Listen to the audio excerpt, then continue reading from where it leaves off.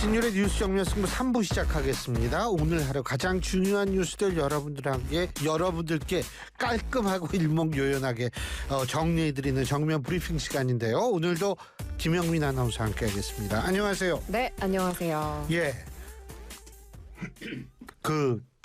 뮤지컬 이런 거 자주 보러 가요? 저는 뮤지컬을 잘 보러 가는 스타일은 아니기는 해요. 아닌 경우 많죠. 오페레타가 이제 오페라의 좀 뭐라 그러나 대중 버전 오페레타라고. 그렇군요. 그러니까 예를 들면 짜버플레타라고 그 마술피리 같은 거 있죠. 네네. 모차르트의 마술피리 같은 것들이 이제 아주 대중적인 오페라에서 오페레타, 뮤지컬 뭐 그런 건데 저는 하여간 시간이 없어서 그렇지 있으면 보고 가고 싶은데. 전 돈이 없어서. 여러분 들으셨죠? 아니, 이게 가격이 비싸더라고요. 예. 그게 네. 요새 많이 올랐어요. 근데 요번에 이 상을 받았다는 그 뮤지컬은 원래 소극장에서 시작한 걸로 알고 있어요. 네, 맞습니다. 대학로 그죠? 소극장에서 그죠? 시작한. 그 소극장은 비싸지 않아요. 그러니까요. 사실 그러니까 이게 안목이 있으면 그때 가서 봤어요. 그러니까요. 그때 네. 봤어야 와. 했는데. 우리 청취자 여러분 어떤 얘기 하시는지 아세요? 미국에서 아주 기쁜 소식 온 얘기 하고 있습니다. 네, 맞습니다. 대학로 소극장에서 초연이 됐던 우리나라 뮤지컬 어쩌면 해피엔딩이라는 뮤지컬이 공연계의 아카데미상으로 불리는 미국 토니상 시상식에서 최고 영예인 작품상을 받는 쾌거를 이뤘습니다. 이 작품의 박천유 작가와 윌 에런슨 작곡가가 또 각각 상을 받았는데요. 극본상, 작곡 작사상까지 받았습니다. 국내에서 만들어져서 초연까지 된 창작 뮤지컬이 이 미국에서 토니상을 받은 것은 이번이 처음이라서 굉장히 뉴스를 통해서 많이 접하셨을 텐데요. 그리고 박천유 작가 역시도 한국인 최초로 각본상을 받게 됐습니다. 이 어쩌면 해피엔딩이라는 뮤지컬 보신 분들도 많으실 것 같은데 저는 못 봤는데 교수님 보셨어요? 아니요. 저희 둘 다 못 봤네요. 제가 이렇게 수준이 높은 사람이 아니에요. 저도 그렇습니다. 2016년 말에 대학로 소극장에서 초연을 했고요. 뉴욕 브로드웨이에 진출을 해서 작년 11월부터 폐막일을 정하지 않고 무기한 상영을 하는 오픈런 형태로 공연을 하고 있는 뮤지컬입니다.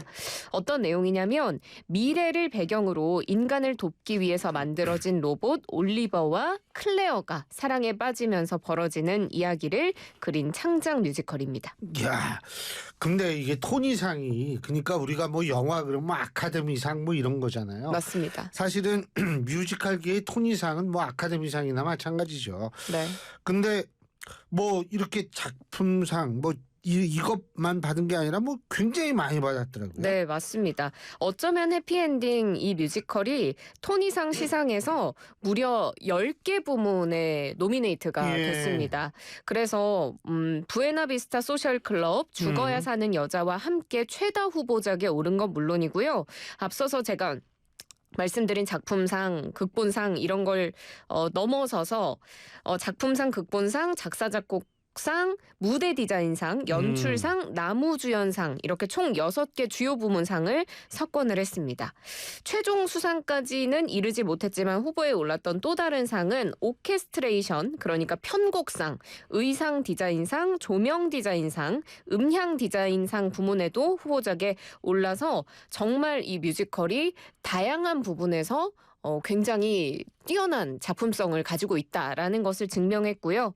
6개 부문에 수상을 하면서 어쩌면 해피엔딩이 올해 토니상의 최다 수상작이 됐습니다.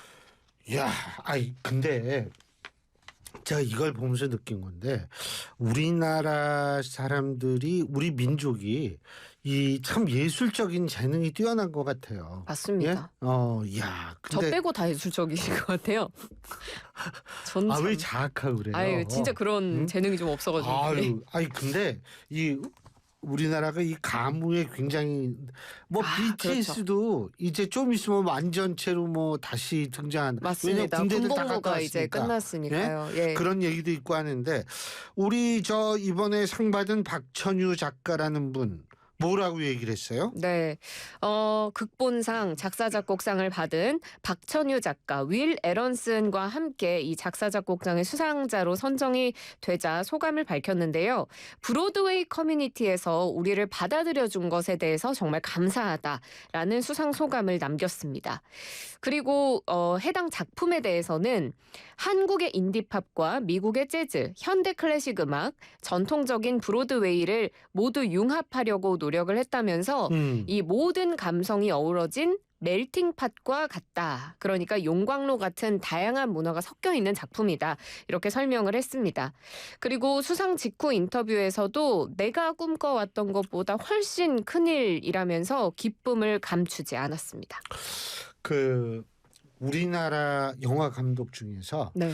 사실은 외국 영화제에서 좀 상을 많이 예전에 받았던 분이 임권택 감독님이에요. 네. 근데 이분의 주제는 이게 그 좀 옛날 조선시대 뭐 이런 옛날 네. 근대 초기 이때를 주제로 많이 했거든요. 그래서 이 외국 사람들이 볼 때 상당히 익소틱하다. 그러니까 이국적이다. 이색적이다. 이렇게 받아들일 수 있는 영화로 이제 주로 상을 받았는데 네.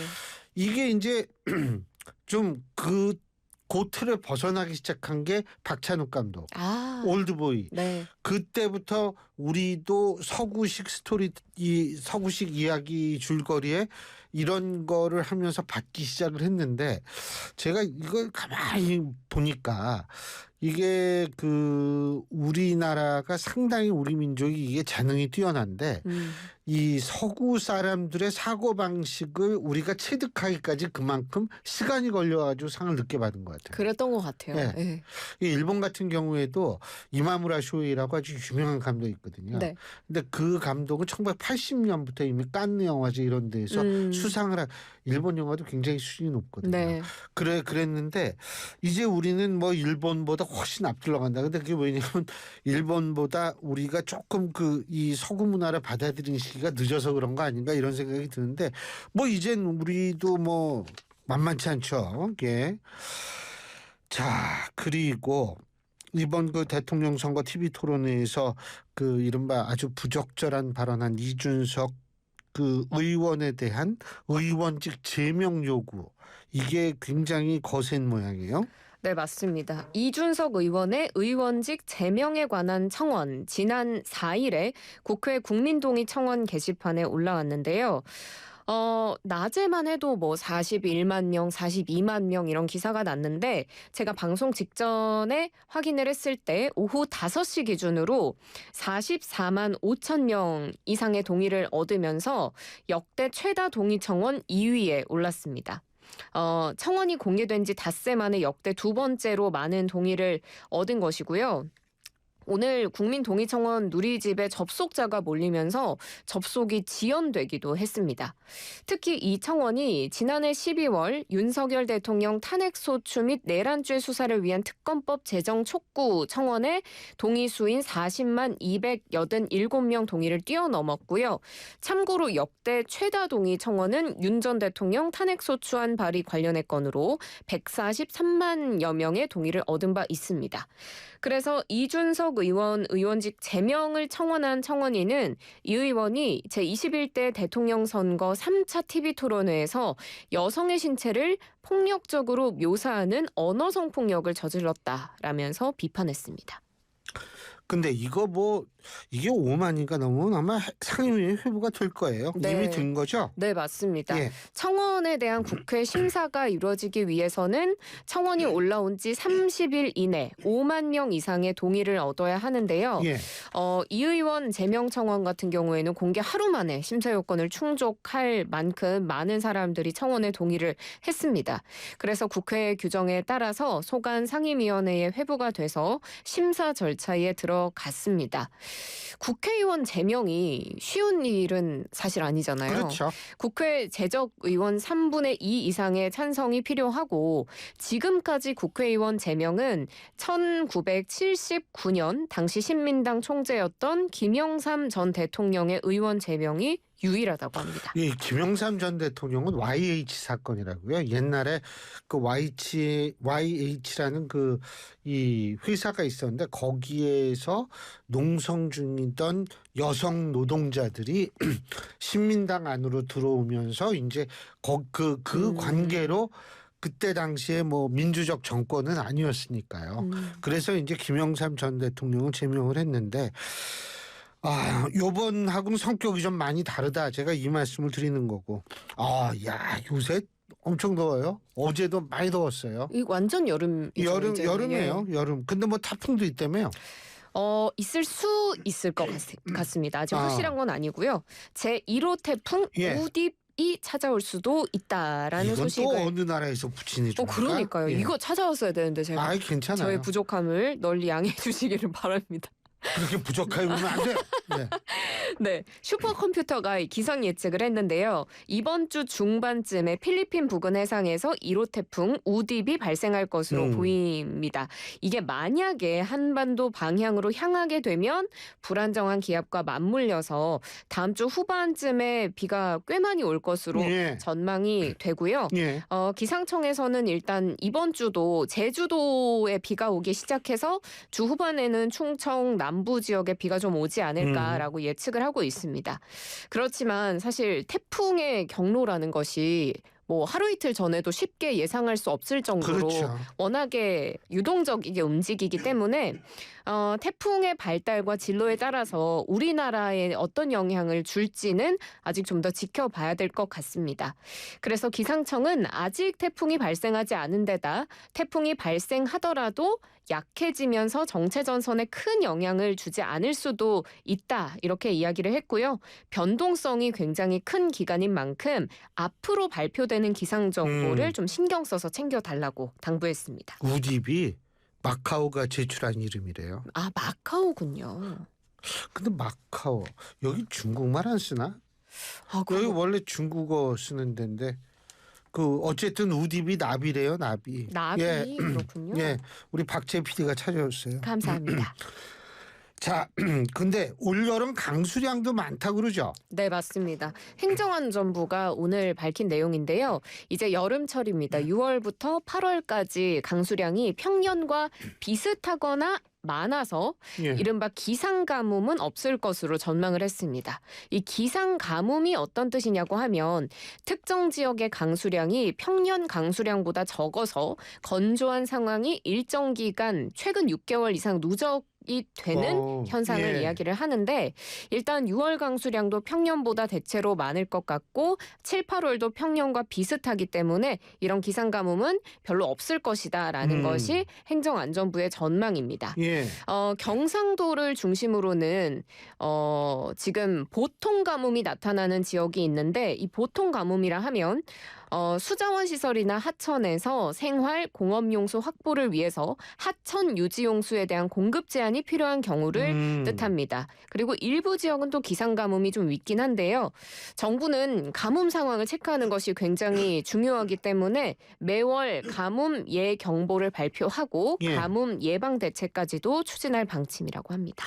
아니 근데 뭐 가뭄도 가뭄이지만 요새는 비가 한번 오면 무섭게 오잖아요. 마를 땐 또 엄청 마르고 내릴 땐 또 엄청 내리고. 이게 굉장히 저거예요. 근데 올 여름에 비가 많이 온다 그러는데 사실 서울 같은 지역도 이 강남이 원래 낮은 지대래요. 역삼동 빼놓고는. 그래서 이게 이렇게 빗물이 모아 들어가는 그런 체제라고 그러더라고요.